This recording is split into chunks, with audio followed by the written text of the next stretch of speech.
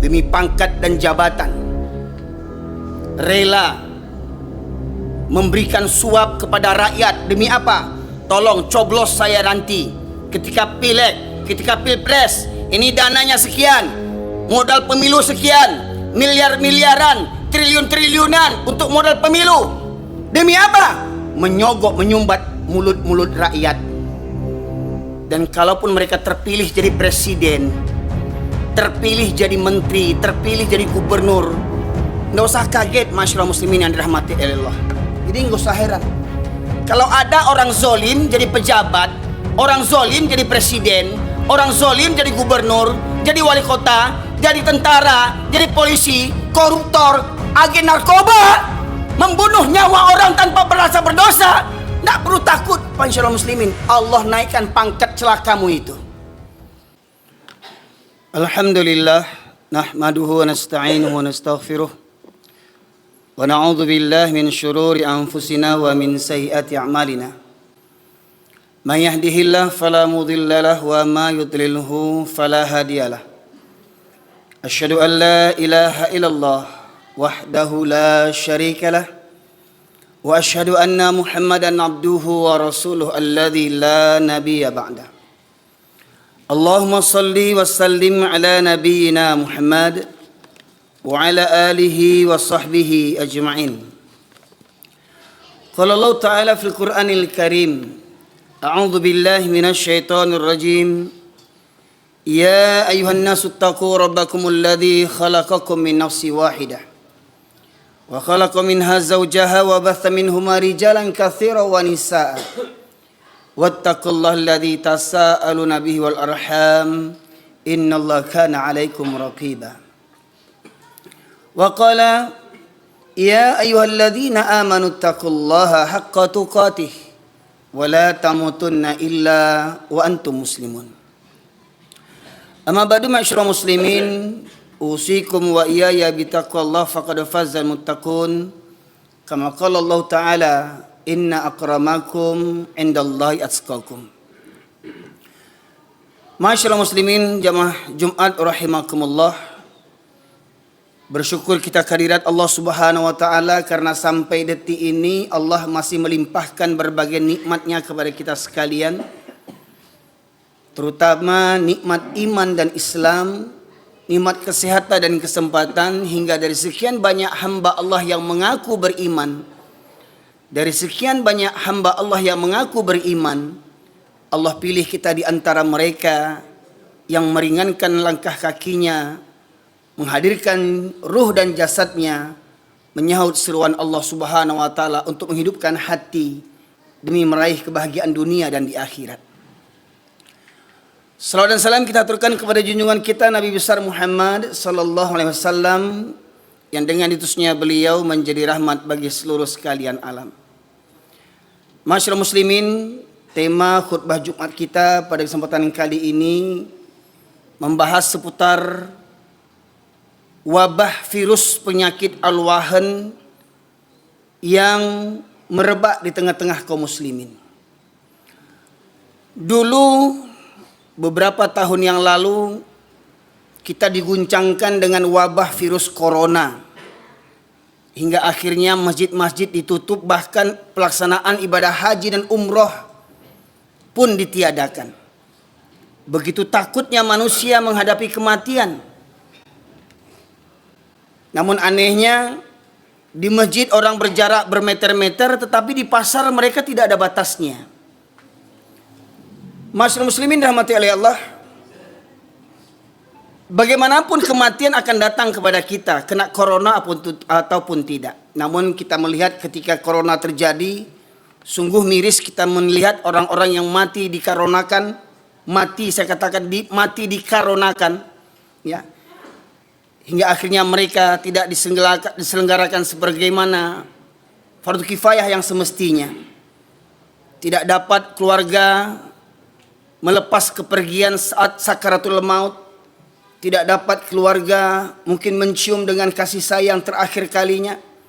Tidak dapat keluarga memandikan, mengafankan, menyolatkan, bahkan menguburkan. Itu merupakan suatu kedahsyatan bagi kita. Namun ternyata ada yang lebih dahsyat daripada itu. Dan corona itu tidak seberapa, masyarakat muslimin. Kalaupun kita mati mungkin karena corona, tetapi apabila iman ada dalam hati kita, maka tidak perlu kita khawatirkan. Mati karena corona kah? Mati karena hancur ditembak bom kah?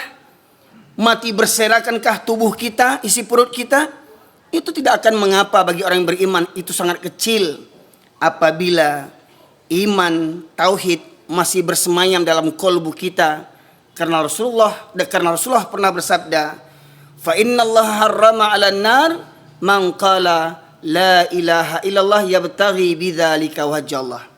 Sesungguhnya Allah mengharamkan untuk neraka bagi siapa saja yang mengucapkan la ilaha illallah ikhlas dari hatinya, dan dengan ucapan itu dia hanya mengharapkan ridha Allah semata.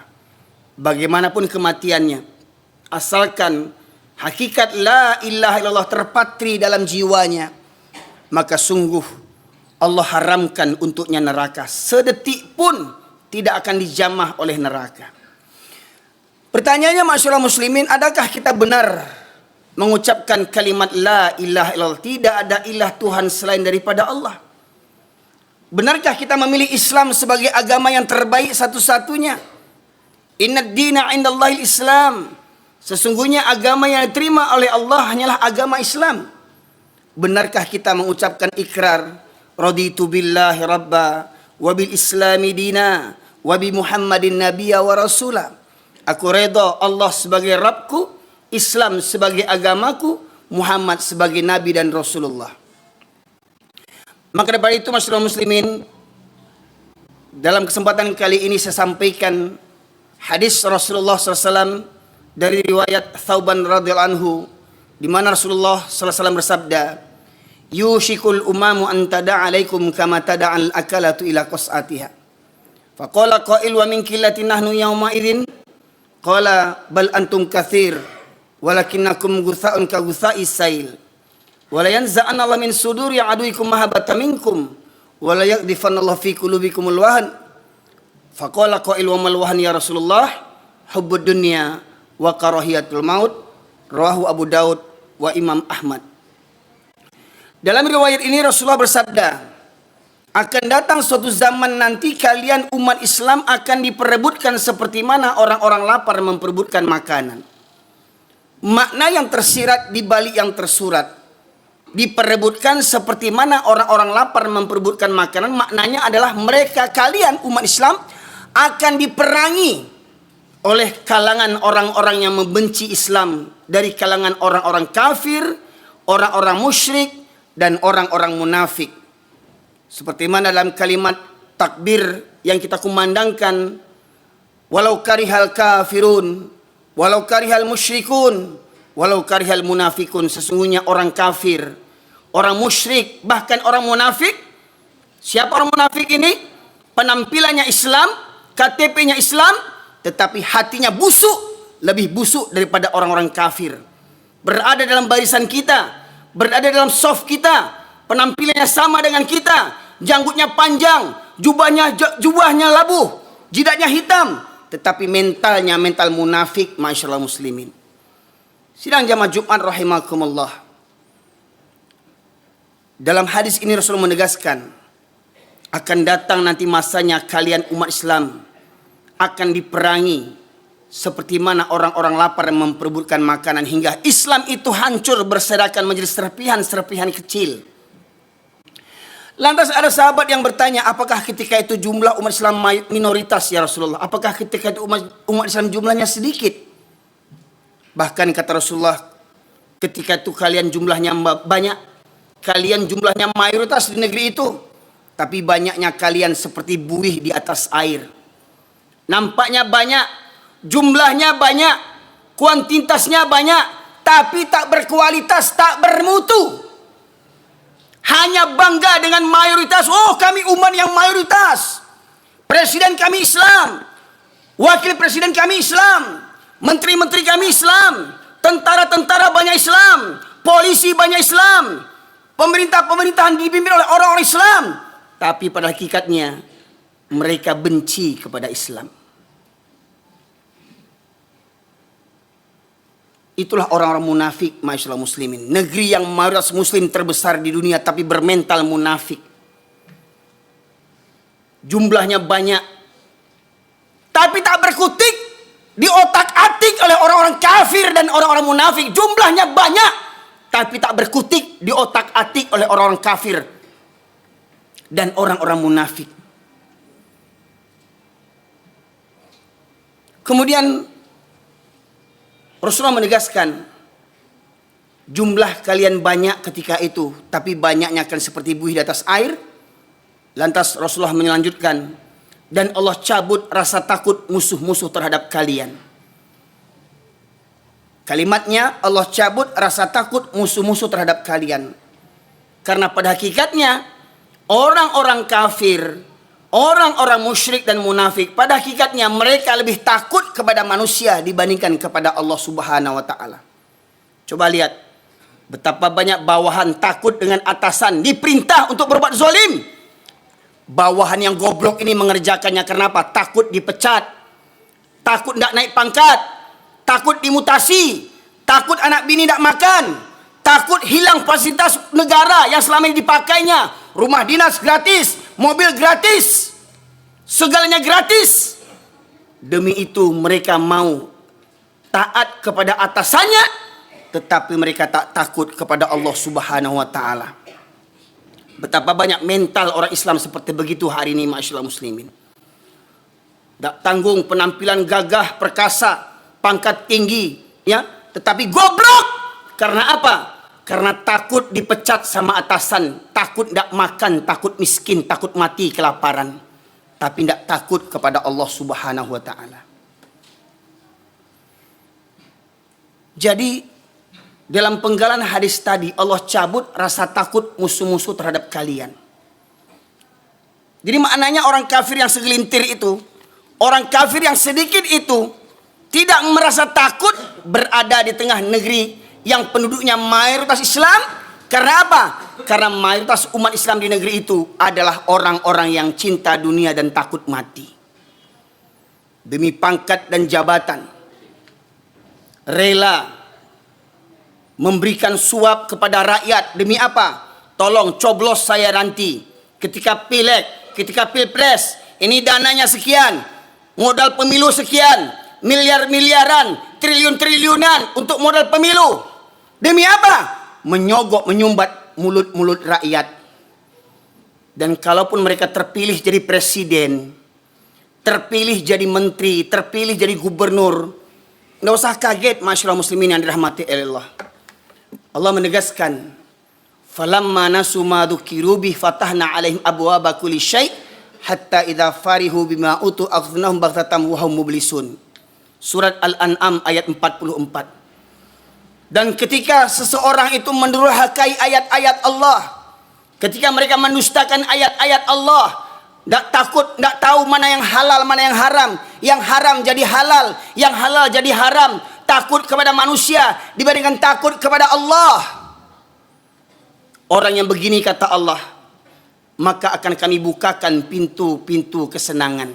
Jadi nggak usah heran kalau ada orang zolim jadi pejabat, orang zolim jadi presiden, orang zolim jadi gubernur, jadi wali kota, jadi tentara, jadi polisi, koruptor, agen narkoba, membunuh nyawa orang tanpa merasa berdosa. Tidak perlu takut, masyaallah muslimin. Allah naikkan pangkat celakamu itu. Kau naik pangkat, kau terpilih jadi presiden, jadi gubernur, jadi DPR. Karena apa? Karena kezolimanmu. Allah berikan semua kesenangan-kesenangan. Hingga ketika kau merasa bangga dengan kezolimanmu, hingga kau merasa bangga dengan kekuasaanmu seperti kekuasaan Fir'aun, kau buat undang-undang untuk melegalkan kezolimanmu. Maka Allah katakan, Allah bukakan semua pintu-pintu kesenangan. Kau terpilih jadi presiden kesekian kalinya, kau terpilih jadi anggota dewan, kau naik pangkat, dapat penghargaan, tetapi kau fitnah orang-orang Islam, kau fitnah orang-orang Islam, kau fitnah para ulama, kau penjarakan para ulama yang jujur hingga tinggal ulama-ulama penjilat. Maka ketahuilah, Allah bukakan pintu-pintu kesenangan. Ketika kau berbangga dengan kezolimanmu itu, ketika kau berbangga dengan jabatan yang kau dapatkan dengan cara yang zolim, maka kata Allah, maka akan kucabut nikmat itu secara tiba-tiba hingga engkau terdiam berputus asa. Pertanyaannya, masihkah orang Islam di negeri yang mayoritas ini beriman kepada Allah Subhanahu wa taala? Masihkah mereka beriman ada hari perhitungan? Masihkah mereka beriman ada hari pengadilan yang maha adil? Tidak seperti pengadilan di dunia ini, hukum bisa dibeli, jaksa, pengacara, hakim, semuanya koruptor. Penegak hukum, mereka yang melanggar hukum. Ma'asyiral muslimin, seakan-akan mereka merasa dunia inilah selama-lamanya hidup di dunia. Dan seakan-akan mereka tidak percaya ada hari pengadilan. Ada raja di atas raja, ada penguasa di atas segala penguasa. Allah Subhanahu wa taala yang maha adil. Cepat atau lambat orang-orang zalim ini akan dimusnahkan oleh Allah Subhanahu wa taala. Tidak di dunia, pasti di akhirat. Kemudian masyarakat muslimin yang dirahmati Allah, berkaitan tentang penggalan hadis tadi yang berbunyi Allah cabut rasa takut musuh-musuh terhadap kalian. Terungkap kemakar daripada orang-orang kafir disampaikan oleh Dr. Jazri, seorang ketua DKM Masjid Jogokarian, yang juga dipetik daripada buku misteri Salat Subuh yang ditulis oleh Dr. Ragib Asirjani, seorang ulama dan cendekiawan muslim di Mesir. Terungkap perkataan seorang tokoh Yahudi bernama Goldamir. Apa kata mereka? Apa katanya? Kita orang kafir Yahudi tidak perlu takut kepada umat Islam. Selagi umat Islam masjidnya di waktu subuh tidak seramai seperti waktu sholat Jumat. Selagi masjid-masjid umat Islam di waktu subuh tidak seramai seperti waktu sholat Jumat. Jadi mereka mengukur kekuatan umat Islam itu diukur daripada kekuatan dengan keadaan jamaah sholat subuh. Mereka mengukur kekuatan umat Islam dari kehadiran kaum muslimin waktu sholat subuh. Karena pada hakikatnya mereka pun beriman akan hadis yang disampaikan Rasulullah. Dua sholat yang berat bagi orang munafik adalah sholat isya dan subuh berjamaah. Kalau sholat Jumat laki-laki bisa hadir. Penjudi datang hari ini. Pecandu chip datang hari ini. Orang zolim koruptor datang hari ini sholat Jumat. Di mana-mana masjid mereka datang hari Jumat. Namun mereka berat datang sholat subuh berjamaah. Rutin, secara rutin. Karena kata Rasulullah, dua sholat yang berat bagi orang munafik adalah sholat isya dan subuh berjamaah. Sebagaimana kata Buya Hamka, kalau kau ingin melihat orang Islam, lihat waktu sholat hari raya. Laki-laki perempuan pendosa keluar semuanya. Kalau kau ingin melihat laki-laki muslim, lihat hari Jumat. Maka datang, yang sholat seminggu sekali datang ke masjid. Ya, yang masih ngobrol di luar, merokok, main handphone, duduk di parkiran, otak tak punya. Islam 7 keturunan tak mengerti juga lagi, masuk kau ke masjid. Karena ketika khotib sudah naik mimbar, malaikat yang menjaga pintu masjid mencatat para yang hadir. Malaikat menutup bukunya dan duduk mendengarkan khutbah. Ini masih banyak di masjid-masjid kita saksikan laki-laki goblok. Sambil merokok, duduk di parkiran, main handphone. Orang khutbah sudah dijalankan. Pertanyaannya, lai bau tak orang tu lai? Lah baru lama masuk Islam. Batosat karihna kaji. Lunak kaji itu untuk orang yang baru masuk Islam. Ya, belunak-lunak kaji. Ini udah Islam 7 keturunan tak mengerti juga lagi. Di mana otakmu? Maka kata Allah, afala ta'qilun? Afala tafakkarun? Apakah kamu tidak menggunakan akalmu? Apakah kamu tidak berfikir? Suka berlambat-lambat datang ke masjid hari Jumat.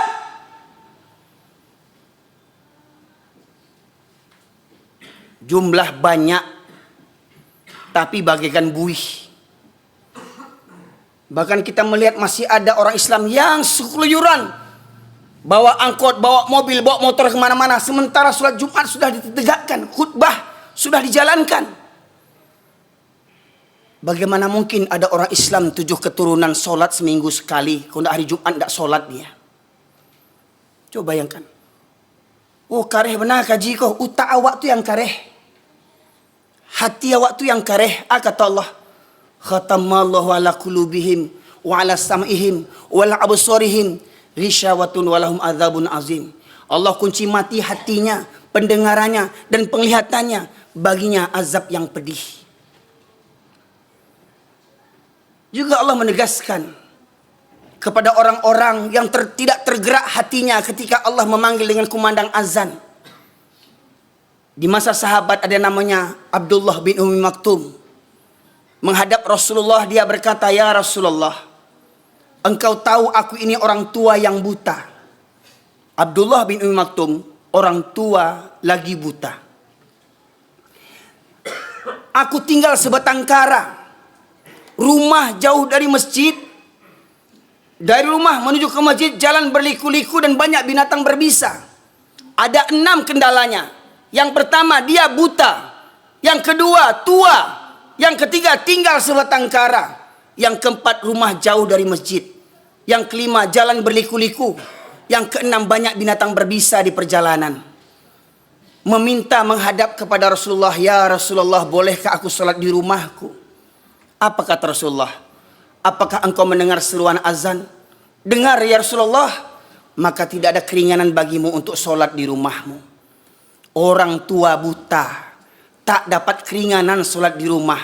Pertanyaannya, orang yang masih muda, mata sehat, rumah dekat, kendaraan banyak, anak banyak, menantu banyak, cucu banyak, kemenakan banyak, rumah bertetangga dengan masjid, berkumandang azan, tak berangkat ke masjid. Apamu yang buta? Apamu yang buta? Subuh tadi, kemana para laki-laki kaum muslimin? Subuh tadi, berapa banyak yang hadir ke masjid? Ma'asyiral muslimin, subuh tadi, berapa banyak yang hadir ke masjid? Maka ma'asyiral muslimin yang dirahmati oleh Allah, kebodohan ini, kebodohan kaum mayoritas yang berbangga dengan jumlahnya banyak tapi mentalnya mental kerupuk. Jumlah mayoritas tapi mental minoritas. Jumlah mayoritas tetapi diatur oleh orang kafir yang minoritas. Diatur oleh orang kafir yang punya modal untuk kekuasaan. Demi pangkat dan jabatan, demi anak dan istri. Takut mati kelaparan, akhirnya apa? Menggadaikan iman dan akidah. Maka Rasulullah menegaskan, kalau seandainya mereka mengetahui keutamaan 2 sholat tadi, Isya dan subuh berjamaah, niscaya mereka akan mendatanginya walaupun dengan merangkak. Betapa banyak orang bisa berangkat pagi-pagi subuh-subuh untuk ke kantor. Berapa banyak orang bisa pagi-pagi datang ke bandara takut terlambat naik pesawat. Berapa banyak anak buah datang dipanggil oleh majikannya, oleh atasannya, siap walaupun jam berapapun siap dipanggil oleh atasannya. Tetapi ketika Allah memanggil, mereka basi pakak, basi turiak, basi mada. Maka renungkan firman Allah dalam khutbah Jumat ini, surat Al-A'raf ayat 179 yang sengaja di mana-mana saya sampaikan, menggambarkan tentang kehinaan orang-orang Islam yang mengabaikan Al-Quran. Surat Al-A'raf ayat 179 Allah berfirman, "A'udzu billahi minasyaitonir rajim. Wa laqad dzara'na li jahannama katsiran minal jinni wal ins.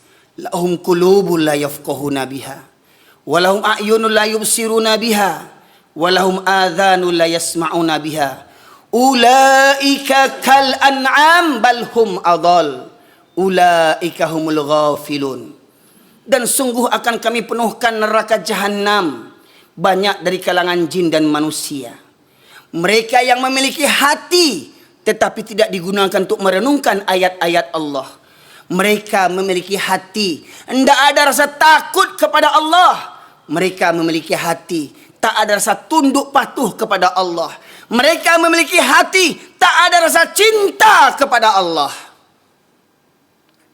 Walahum a'yunun la yubsiruna biha. Mereka punya mata, tidak melihat pelajaran dari ayat-ayat kebesaran Allah. Gempa terjadi, tsunami terjadi, galodoh terjadi, longsor, banjir, berbagai macam musibah terjadi. Tidak juga menggerakkan hatinya untuk tunduk patuh kepada Allah Subhanahu wa taala. Tak mau mengambil pelajaran, tak mau mengambil hikmah, iktibar dari semua peristiwa kejadian alam. Walahum adzanul la yasma'una biha. Mereka yang punya telinga tetapi tidak digunakan untuk mendengarkan ayat-ayat Allah. Ada yang datang hari Jumat tetapi hatinya entah di mana-mana. Ada yang datang mendengarkan khutbah, tapi dia sibuk ngobrol di mana-mana. Ada yang tiduran, ada yang ngantuan, cuman pindah tidur, cari tempat yang bisa bersandar, tempat yang nyaman, cuman pindah tidur. Bangun-bangun orang sudah sholat. Ada yang punya telinga, masuk telinga kanan, keluar lagi dari kanan, tak tembus ke telinga kirinya. Tak berfungsi, tak bermanfaat kajian yang keras seperti begini. Karena apa? Karena hatinya lebih keras daripada kajian yang disampaikan, masyaallah muslimin. Saya ambil kesimpulan tadi. Punya hati, tidak ada takut kepada Allah. Punya mata, tak melihat bagaimana kemurkaan Allah. Punya telinga, tak bergeming hatinya ketika dipanggil Allah. Apa kata Allah di ujung ayat? Ulaika kal an'am. Mereka seperti binatang ternak, bahkan lebih sesat, lebih hina daripada binatang lagi. Pertanyaannya, yang rumahnya bertetangga dengan masjid, tidak berangkat ke masjid, manusia apa binatang? Orang yang kerja di masjid, contoh simpel mohon maaf, kuli bangunan, dapat proyek renovasi masjid, masuk waktu sholat, apa kata mandornya kepada anak buah? Hei, berhenti kalian kerja, jangan ribut, orang sholat. Orang pada sholat, kuli-kuli bangunan itu tak sholat. Pertanyaannya, kenapa? Karena kuli bangun itu bukan orang, dia binatang. Kerja di masjid tak tergerak juga hatinya untuk sholat, masyaallah muslimin. Bayangkan, tinggal berwudu masuk, sementara orang jauh-jauh datang ke masjid. Orang sedang sibuk-sibuk datang ke masjid. Ini di masjid kerjanya, di masjid tetangganya, rumahnya berdekatan dengan masjid, berkumandang azan 5 waktu, tak berangkat ke masjid. Tapi kurang ajarnya, sekali ke masjid di depan imam tegaknya, sekali ke masjid di depan imam berbaringnya. Betapa kurang ajarnya, semasa hidup malas ke masjid. Sekali ke masjid berbaring di depan imam, tak ada adabnya. Itu manusia yang malas sholat, masyaallah muslimin. Maka orang yang tak peduli dengan keutamaan sholat berjamaah, orang yang tak tergerak hatinya dipanggil untuk sholat berjamaah 5 waktu. Ingat, bukan kata saya, firman Allah surat Al-A'raf 179. Mereka seperti binatang, bahkan lebih sesat, lebih hina daripada binatang lagi. Fa'tabiru ya ulil albab la'allakum turhamun. Allahumma salli wa sallim wa zid wa an'im wa tafaddal wa barik bijalalika wa kamalika ala zahir ubbalik Abi Qasim Sayyidina wa maulana Muhammad salli wa sallim radiyallahu tabaraka wa ta'ala an kulli sahabati rasulillahi alaihim ajma'in.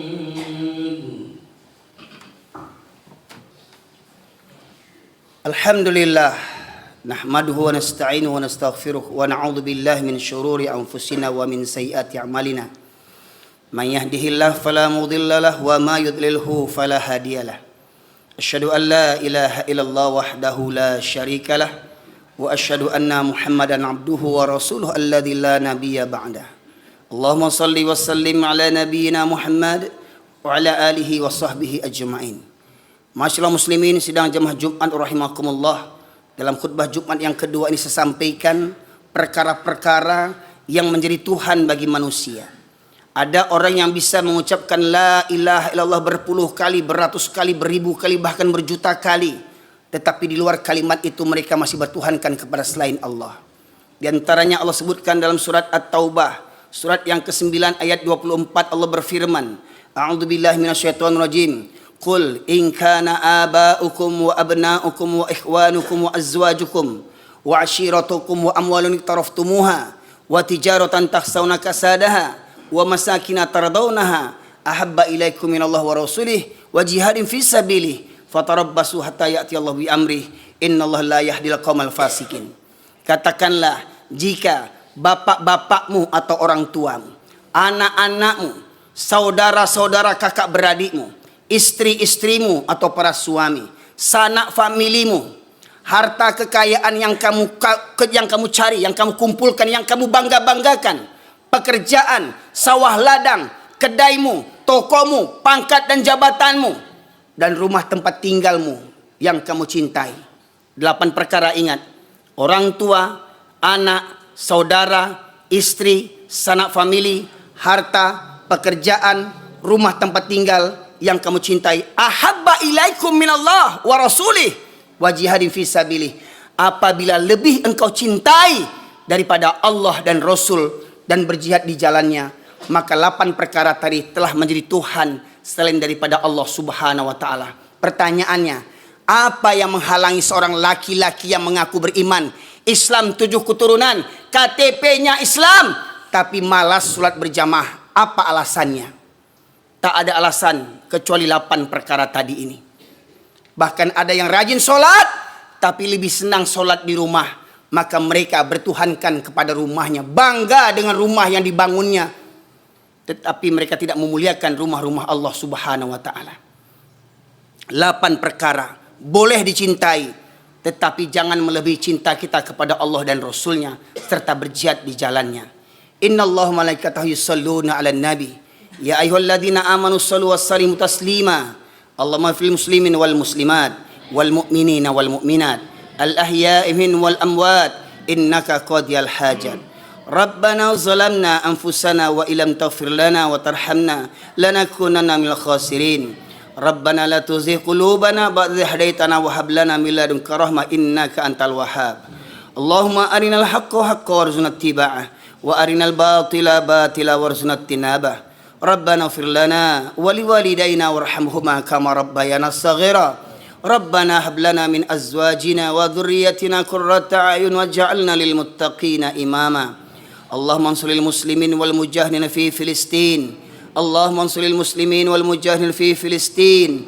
Allahumma ansuril muslimin wal mujahidin fi Filistin ya Allah ya arhamar rahimin. ربنا لا تؤاخذنا إن نسينا أو أخطأنا ربنا ولا تحمل علينا إصرا كما حملته على الذين من قبلنا ربنا ولا تحملنا ما لا طاقة لنا به واعف عنا واغفر لنا وارحمنا أنت مولانا فانصرنا على القوم الكافرين.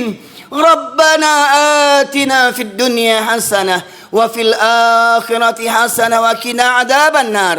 سبحان ربك رب العزة عما يصفون والسلام على المرسلين والحمد لله رب العالمين. نقيم الصلاة.